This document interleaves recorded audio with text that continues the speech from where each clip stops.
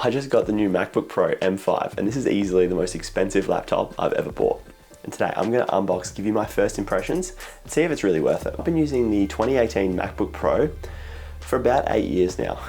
And look, that's been a pretty powerful machine. I use it for web design, photography, for quite a long time, but recently it's just become to the point where I can't use it anymore. Battery's terrible, it's just really slow and laggy, so it was time for an upgrade. I've got a pretty stacked, it's a 14-inch M5 Pro processor with 48 gigs of RAM and a 1TB SSD. Now this in Australia is roughly about $4,000, so it's not a cheap machine. Alright, so let's unbox it, and look, straight out of the gate, Apple have their packaging dialed.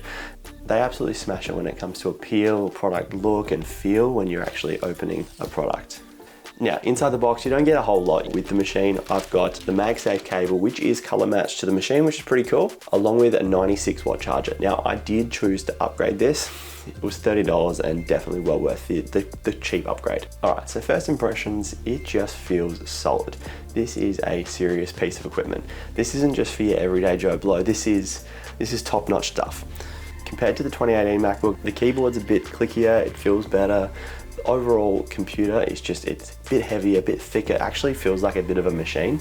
And oh my God, turning this thing on, it is quick. That Apple Silicon with the M5 chip is just insane. I'm coming from a 2.2 gigahertz Intel processor, and my God, this thing is fast. All the applications load up without a single problem.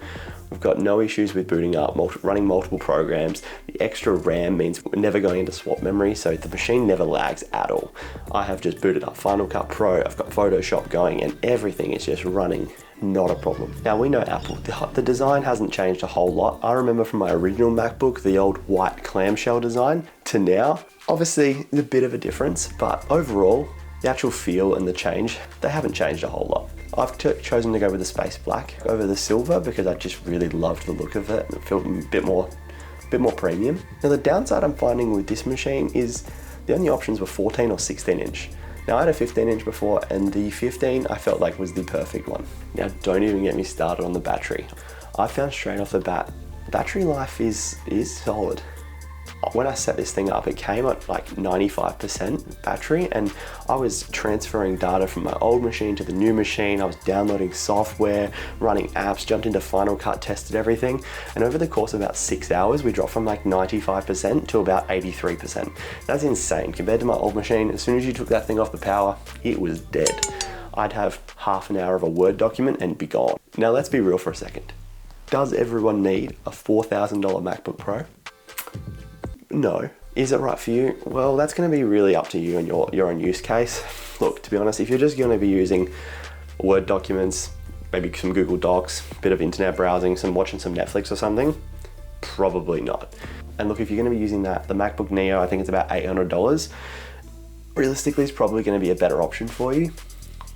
But if you're needing a high level machine that's actually going to be powerful enough to run editing software, Photoshop, multi-app, you can jump across, come back into it, no issues, closing programs, doing photo editing, 4K video editing.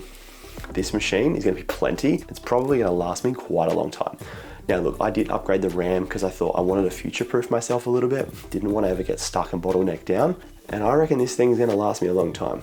Looking at what I've seen online, the M1 Pros, they're still lasting now, and they're what, 5 years old?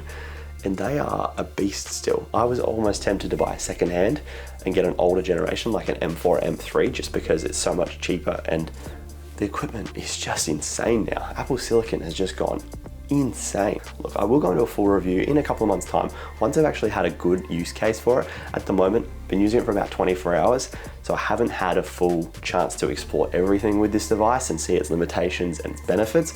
This is just my first impression, what I think it's like straight out the box. Look, I rate it. This is a top level machine. For the price, it's steep, but unfortunately that's where we are at the moment. Now, if you do have any questions, feel free to drop them in the comments below, but I will touch base and update you guys on my experience with the new Mac and let you know what it looks like in a couple of months' time. But that's been all for now. I appreciate you watching, and I'll catch you in the next one.